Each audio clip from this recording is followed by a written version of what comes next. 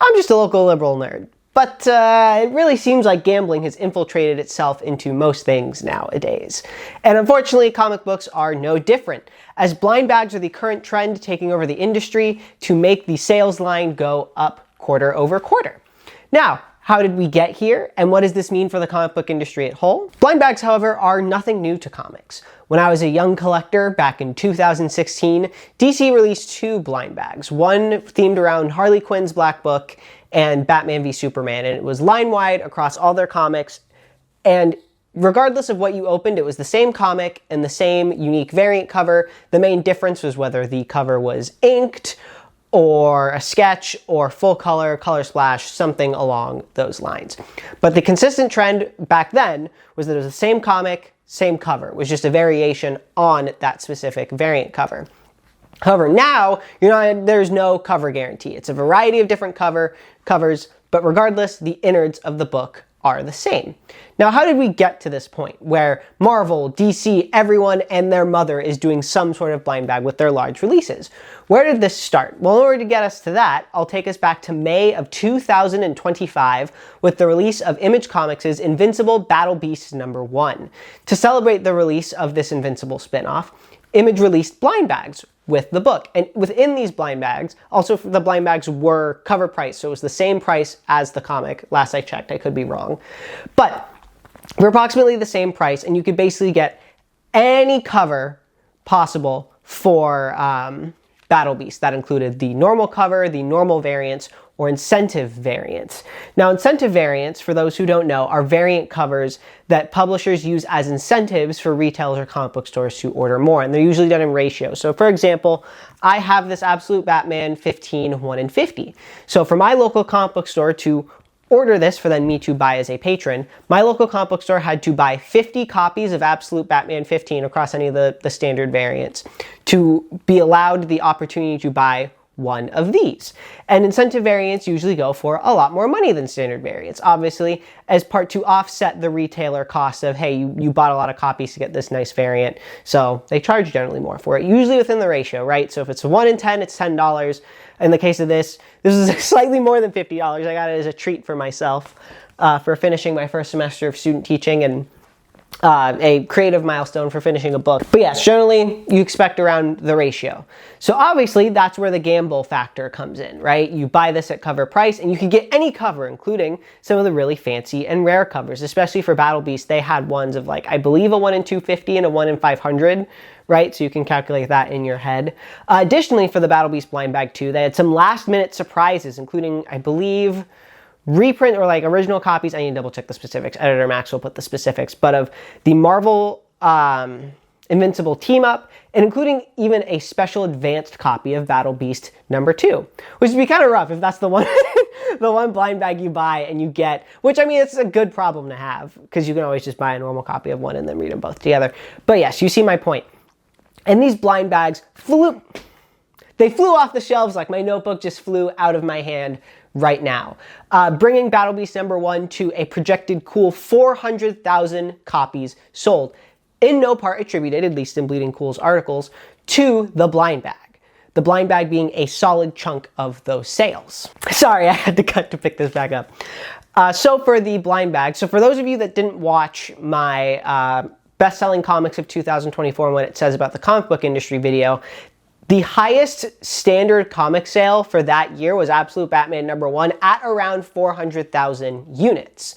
So Battle Beast #1 with the blind bag sold as much as the top-selling comic of the previous year. Now, as you can imagine, the comic book industry took notice of this very quickly and adapted their own blind bags. Publishers like Boom and Dynamite did their own kind of prestige blind bags where it had a handful of limited edition comics in it that you could get, with Dynamite doing a Vampirella Kickstarter that raised $78,521 with 476 backers. And these are $100 blind bags, mind you. There was other stuff in the campaign too, but it was, the purpose of the campaign was the blind bags.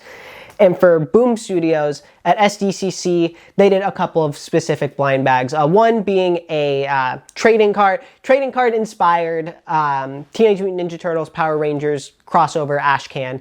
Ash cans are basically like demo versions of a comic before there's color and it's kind of sketch. It's meant to just kind of be a preview of things.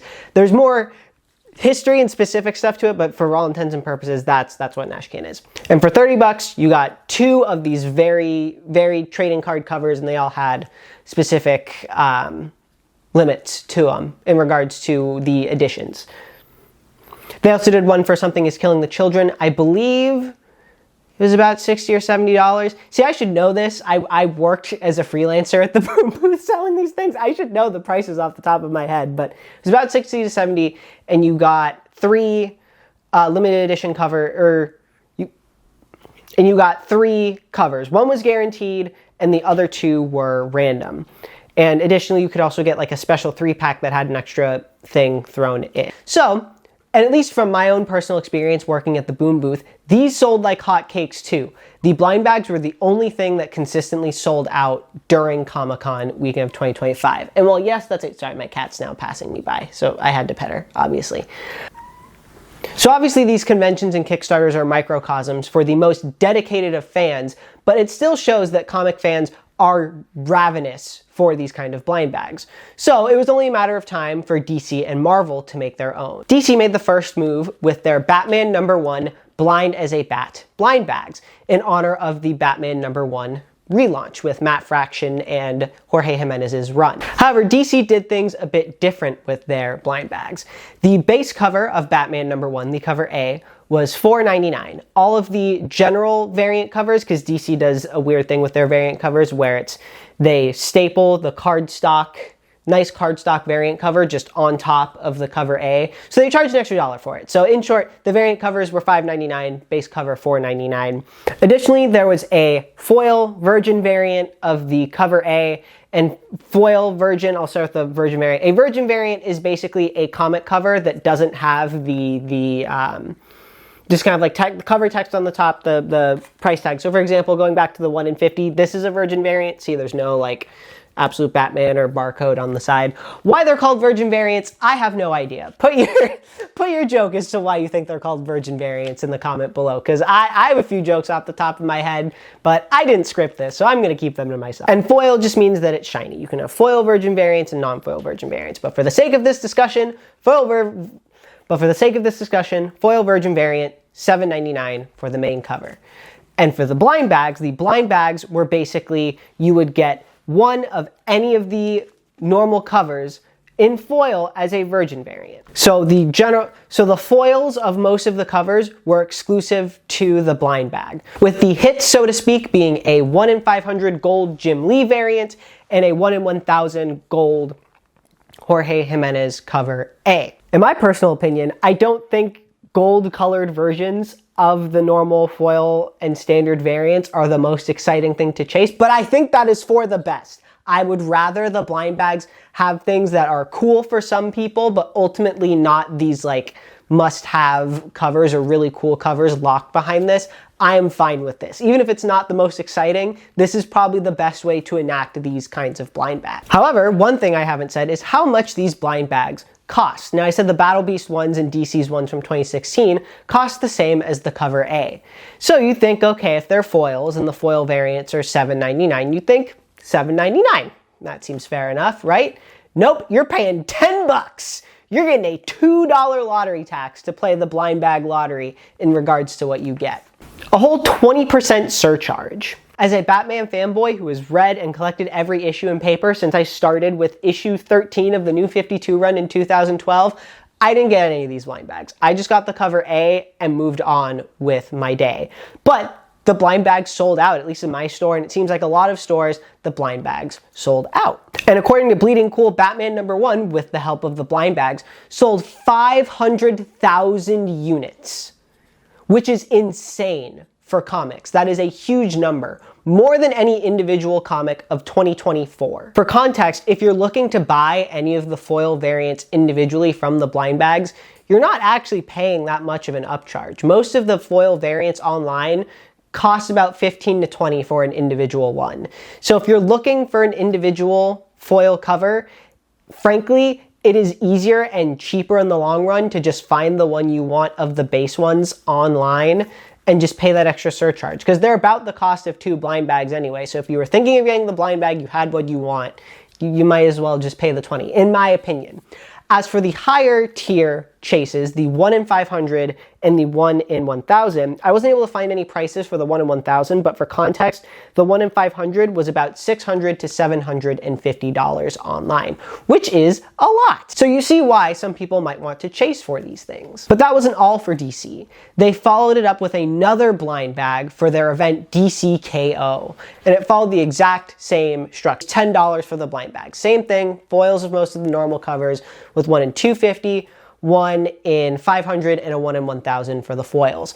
They also did a New York Comic Con edition, which was $30, where you got one of 3 possible exclusive foil variants to the NYCC blind bag, which you can also find pretty cheap online, where with the chase of these being limited edition sketches from actual artists onto a sketch cover. Speaking of blind bag sketches, that takes us to Marvel's blind bag initiative, which just had their first one back on New Year's Eve of 2025, with Ultimate Endgame #1, the first part of their finale event for their new Ultimate Universe. However, in contrast to DC, Marvel took more of the Battle Beast approach. Blind bags were the exact same price as the base comic, so $5.99 for the base comic and for the blind bag. Not just exclusive foils, but similar to Battle Beast, you could get any of the covers, incentives included, up to the 1 in 1000 variant cover, which has beautiful art by Chip Zdarsky, by the way, inspired by his Spider-Man Life Story series.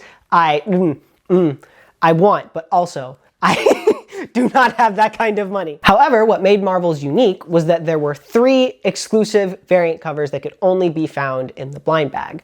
2 of them being virgin variants of pre-existing covers for the main cover and the Peach Momoko variant cover, and 1 true exclusive variant cover, which was an homage cover to the Avengers Endgame poster, now being done with this Ultimate Endgame. And the gold ticket chase of these particular bags were exclusive sketch variants done by famous Marvel artists like Phil Noto, Terry Dodson, and the like.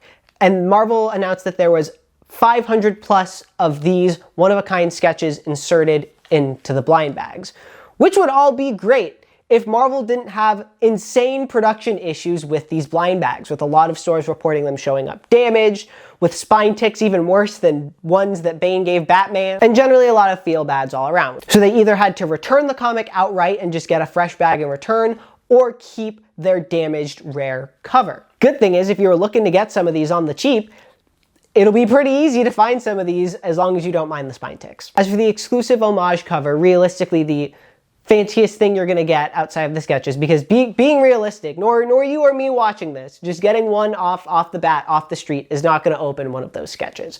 But if you're looking for that homage variant, you can buy it online for about $160 to $180, or 30 blind bags. I did the math, dividing by 6, 30 blind bags-ish if I'm going with the 180 higher cost, which I imagine you're gonna have to open more than 30 to find one of these.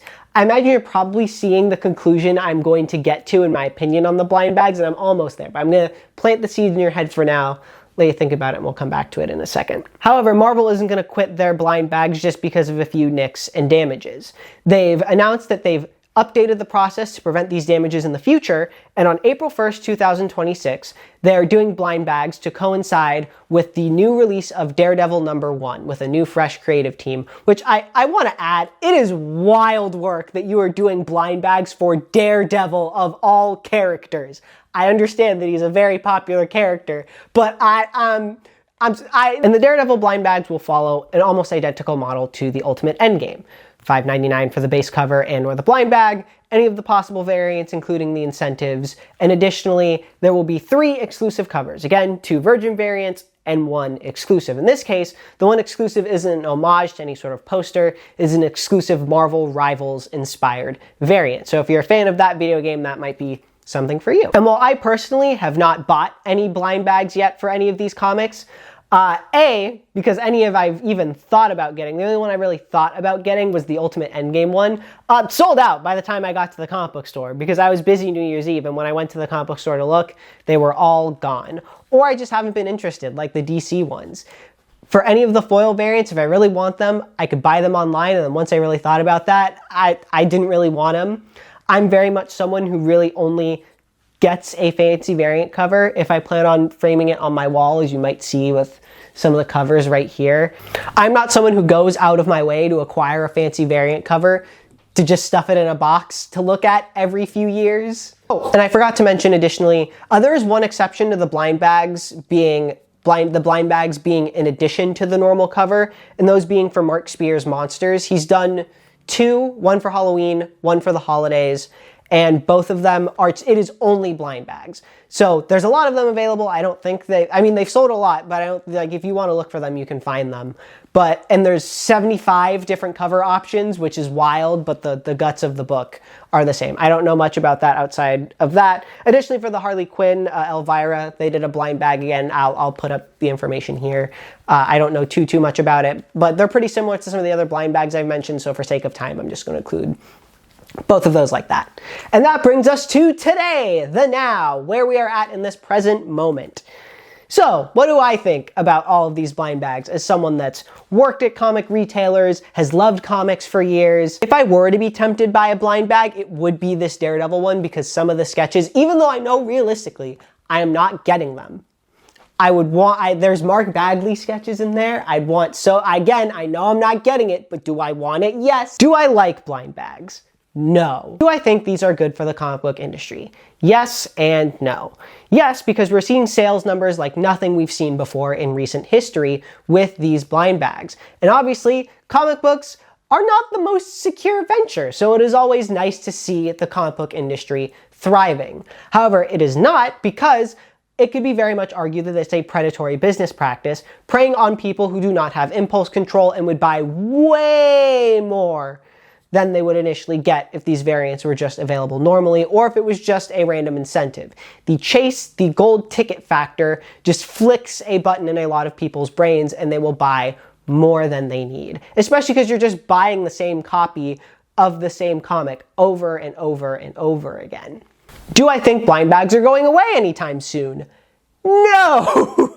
As I just mentioned in regards to the sales, if they're going to keep selling well, and if at least on a local level they keep selling out with retailers, what reason do they have to stop them? On the other hand, a lot of these fun variants would probably not exist if not for these blind bags. These variants would just be left on the chopping room floor. A lot of these foils, they just either wouldn't exist. You might argue that some of these variants are ultimately purposeless, but if you are someone who enjoys these, then great, they exist, but if you don't like them, you don't need to engage with them. The nice thing is that they don't replace the cover A, or in the case of the monsters, if it does replace the cover A, it is not overcharged. It is still cover price. The comics have always been generally pretty accessible from that standpoint. Here's my thoughts. I don't think you should pay more than cover price for a blind bag. So currently at point, the DC blind bags that are $10 instead of $8 for the foil and is already double the price of the cover A, I personally don't think those are worth it. And if you want a specific variant in those kind of foil bags, the trend so far is that if you give it a couple months, you can find them for the price of 2 blind bags anyway if you want a particular one. I think the best place that these blind bags exist is that if you're someone who doesn't care about what cover you get, the blind bag is the equivalent of MSRP or cover price, and you just buy a blind bag for fun instead of whatever normal cover you would get and roll the dice. I think once you start to buy more than one, it becomes its own separate issue of, okay, now you're veering on that line of gambling versus, okay, it's just a fun little treat for myself. Do I still just generally recommend you get the cover A or whatever base cover interests you? Sure, but I wouldn't lie if I'm not particularly tempted by that Daredevil blind bag, because I'm not particularly attached to any of the covers. I do think the Daniel Warren Johnson cover is cool. If I would pick one, it'd probably be that one. But I don't particularly care deeply about any of the covers, so why not? But I'm not going to go out of my way to get it. I'm not going to get it online. I initially concocted this video with the idea to really slander blind bags, say that they're bad, you shouldn't buy them. But here's the thing, even if you don't buy them, other people are, and they're going to buy them in large droves. And I think as long as people are being financially responsible with their decisions and are not falling into a predatory gambling loop, which is the best you can ask for in regards to some of these things, outside of broader gambling legislation, but that's neither here nor there, and that applies for things more outside of comic book, then I guess it's fine that they exist. Again, I don't love them, but if this is where we're at and they're doing great, and overall people are having fun, it doesn't seem, outside of the damage complaints from the initial Marvel ones, there hasn't been any massive issues with them. Why not?